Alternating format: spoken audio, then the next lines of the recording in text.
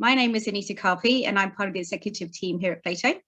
I'm joined today by Anish Puaar, who in 2021 scooped the Plato MI3 Market Structure Award for Excellence. There was some fierce competition, and I'm delighted to have Anish join us and be able to share some slides that he's prepared about market structure in 2022.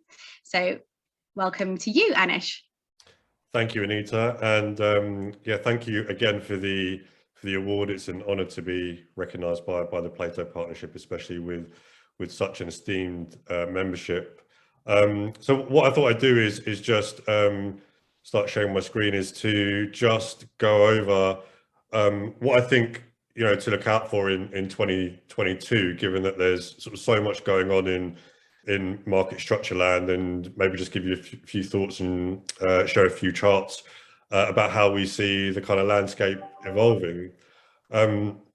So I think on everyone's minds at the moment is the consolidated tape, and I think that's an issue that's going to be front and center for pretty much everyone this year in the equity space, given the proposals from the European Commission in November.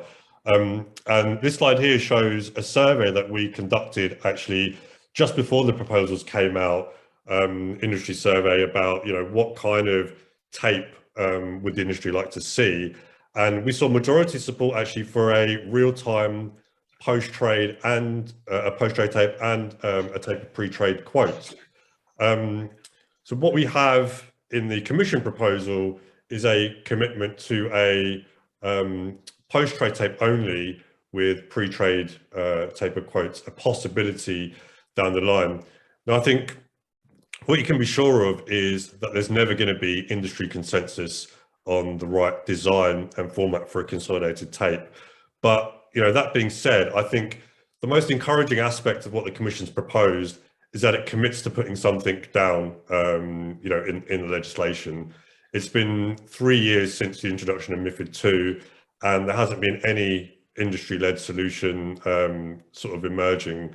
So to have something cemented and put in place is a good thing. And actually, in my opinion, the post-trade tape is the best place to start, and it's a good starting point. And I think actually that's similar to what the Plato Partnership came up with in its recent study. So if that's all designed correctly and it comes out in the right place, it will be a really good tool for the buyer side to monitor and measure best execution, which is kind of one of the most often cited use cases for the tape. I think one of the aspects that's critical to the tape's success is the quality of data that goes in there. So in particular, ensuring that we have high quality OTC and SI trade tagging. Now, the Commission proposal kind of mentioned implementing the fixed protocols MMT standard for off-exchange trade, and I think that's a welcome move, but there wasn't really much detail on specifically how that's going to be achieved or how we're going to put those MMT standards into legislation. So I think that's really something to watch, as this kind of consolidated tape proposal sort of progresses.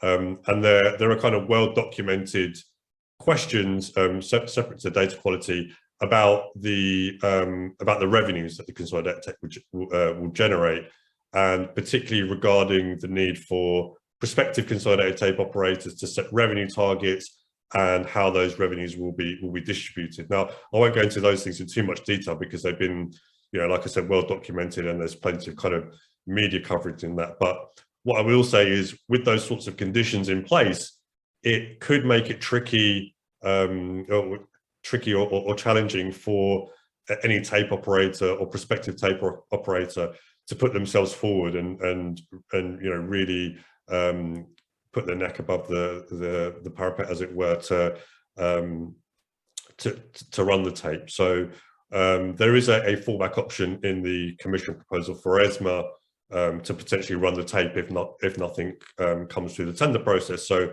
again, that's another one to watch in terms of who comes forward to potentially run the tape. So moving on to the next slide, I just wanted to show here the kind of share of different types of trading, and this is in relation to another bit of the Commission's proposals, which is this continued crackdown on dark pools, and systematic internalizer trading. This was also the aim with MiFID II, but as you can see with this chart here, the level of lit trading hasn't really gone up at all. It's actually come down gradually since the implementation of MiFID II. And just before this call, actually, I was looking at our annual totals for lit trading, and it's actually the lowest it's been since the introduction of MiFID II. So that's something the Commission's going to be looking at, because obviously the initial aim of MiFID II in that respect hasn't really panned out the way that Brussels expected.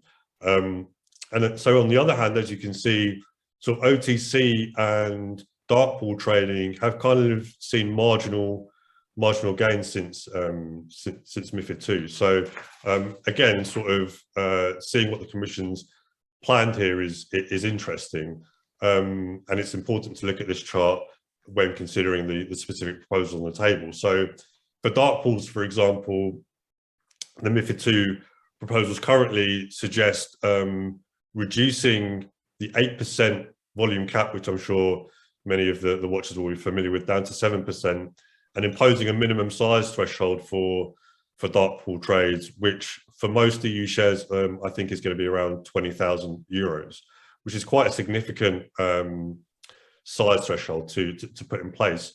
But for me here, the real problem is there hasn't really been any empirical assessment of what the right levels are for any of this stuff. So in the first place, there wasn't any assessment of why 8% is the right level as opposed to 10% or 7% or whatever. And that's the same, you know, with these proposals. When it comes to the minimum size threshold, we don't know why 20,000 euros or twice the standard market size, as it's kind of technically referred to in the text, is the right limit. And that raises the risks of unintended consequences.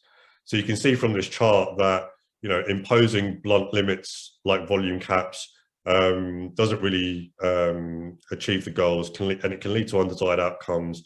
And, you know, it'll be interesting to see how the industry adapts in the face of these restrictions and in the face of, you know, potentially losing a significant source of dark liquidity, how the industry adapts to continue pursuing and achieving best execution.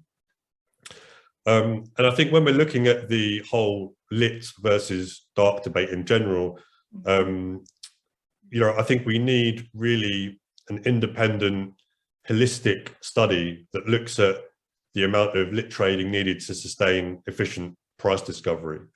You know, we've seen some work on this before in different countries and maybe dating back a number of years, but I really think we need something that looks at this price formation issue based on, you know, current market conditions in Europe in a post-MiFID II environment.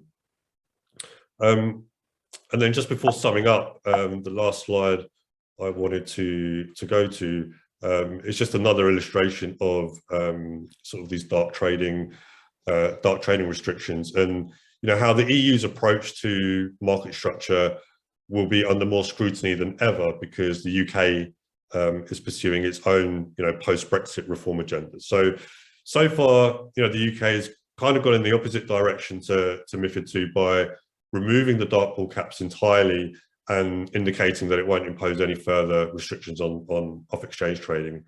And as we move into the coming year, it's going to be interesting to see how the rules in the different jurisdictions develops. The UK, as you can see from this chart, has historically had higher levels of dark market share than, you know, these other two major EU indices, the CAC 40 and the DAX. But again, like I said, even though it's got, you know, levels reaching, you know, nearly 20% for FTSE 250 stocks, there's no indication that the FCA thinks that this is currently a problem or something that it needs to control. And, you know, it's important to remember that, you know, UK venues where, you know, obviously FTSE 100 and FTSE 250 stocks mainly trade, those venues also list EU stocks. So, you know, depending on how the divergence between the EU and the UK develops over the coming months and years, you could see some activity start to shift back to those UK venues in EU names. And that could, pose some very interesting, political questions and really inflame those political tensions between the EU and Brussels. So yeah, that's all I wanted to point out for the coming year. And this slide just sort of as a quick sum up of everything I've mentioned and what to look out for this year. And I'm sure we'll see sort of more twists and turns as the MiFID II review sort of makes its way through the Brussels machine, and sort of coupled with the UK's wholesale market review. I think we're in for a very interesting 12 months indeed. Brilliant. Stop sharing my screen there. Brilliant. Well, thank you very much, Anish. That was actually really interesting to be able to kind of get a snapshot in time right now of 2022 and what you think are the key themes. But I totally agree with you, especially on the consolidated tape on the revenue targets and the quality of the data are certainly important. And on the the volume cap restrictions and best execution is always so super important as well. So it's brilliant to be able to hear your overview, and it's great also to win these kind of awards, because it's fantastic to recognize your achievements and everything that you've managed to achieve in your career. So a great role model for everyone within market structure. So thank you very much for joining us today. Congratulations on your award, and I wish you a really successful 2022. Thank you again for joining us. Thanks, Anita. Cheers. Very welcome.